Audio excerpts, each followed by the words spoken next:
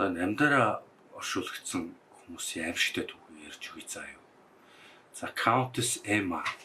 За домогт гардагаар Эммаг ихсэхэд эмэгтэй 18 дугаар зууны дундуур нас барсан юм байна. Тэгээ нас барахад нь гэр бүлийнх нь одоо тэр нэг гэр бүлийн бунхан дотор оршуулсан гинэ. Тэгсэн чинь сумын манаач эмэгтэй бүгжийг хулгайлахын тулд булшиг ухаад тэгээ Эммагийн хуруунаас бүгж татах мөчд Эммаг энд босоод ирсэн гинэ. Цочирдсан сумын манаач даруй зүгтсэн бол харин Эмма булшин дотор байсан даавгаар оройгоод хагас мил гарын зэд байсан эдлэн рүүгээ явжээ. Одоо түүний явсан мөрийг дурсгал болгон үлдээсэн байдаг ажээ гэж.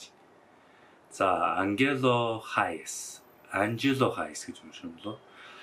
1937 онд 19 настай Францын зохион бүтээгч Angelo Hayes дуулуун өмсөлгүй мотоцикл унаж яваад хам мөрг ослолд орсон юм. Ослын улмаас залуугийн бие зэрэмдэглэгдэж эцэг ихэнд хүртэл хараад таниагүй гинэ. Үслэхээр түүний зүрхэн цохилохгүй байсан тул эмч түүнийг нас барсан гэж мэдэгджээ. Тэгээд Хайсыг осолд орохоос дөнгөж өмнөх аав нь түүнийг 200 мянган франкаар амь насыг нь даатгуулсан байсан гэж. За тиймээс эцэг нь мөнгөө авахыг хүсэхэд даатгалын компани түүнийг гэрээ хийгдээс өмнө нас барсан гэдгийг нотлохыг шаардсан гэж. За тиймээс эцэг ихэнд хүүгээ оршуулснаас 2 өдрийн дараа одоо нөгөө даатгалын мөнгө авахын тулд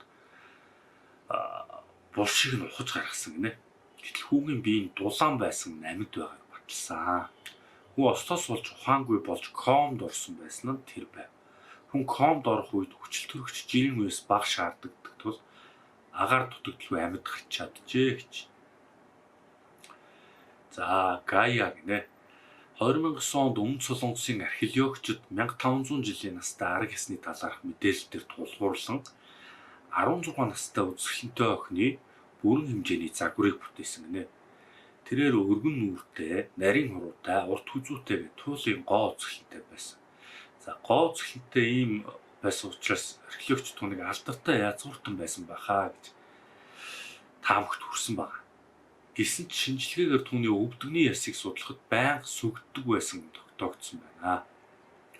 Үүгээр охин байнга эзэдтэй хүндэтгэл үзүүлдэг зарц байсан батлагдсан байдаг. Үзэсгэлэн охины амьдрал хүнд байсны дээр өвхлөн хүртэл аимшигтай байжээ. Учир нь тэрээр 6 дугаар зууны үеийн Японы хаант улсын уламжлал ёсоор эзэдээ өгөхөд цуг амьдаараа булшлагдсан тэр байсан гэж. За гэгэтэн уран 19 дугаар зууны төгсгөл үед шинэ барилгын суурь тавихдаа зарим тохиолдолд хүнээр дахил өргөдөг байсан гинэ. Тиймээс дахил өргөсөн хүнээ барилгын суурь чулууны доор тавьдаг байсан.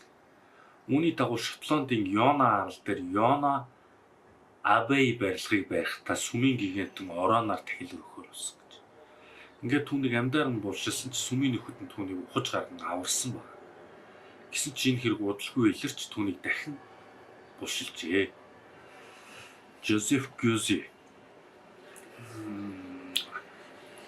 2010 онд Польшийн зүгийн жижигт Joseph Guzy зүгийн үрээ эргэж байхдаа зүрхний шигтээс болж нас барсан байна. Төргөн тусламж ирж түүнийг эмнэлэгт хүрэхэд зүрхэн цохилохгүй биеийг хөрсөн байсан тул эмч нар нас барсан гэж үзээд одоо нэг хамгал юм уу гэн тайлан байлангаа гаргасан баг. Guzy-г оршуулгаар авсан хийхүү түүний бэлэвсэн ихнэр Darius авсчнаас нөхрийнх нь гаран дахь цагийг авч өгөхийг гуйжээ. Авсчин гараас нь цагийг авахар талигаа чинь бугойд нь хүрэхэд түнд судасны цохилт мэдрэгдсэн байна. Ингээд Guzy-г эмнэлэгт хүргээд 9 минут байсан тогтоогдсон бөгөөд эхнэр нь авсчин талархлаа илэрхийлж нэг шил зүгийн бол бэлгэлсэн.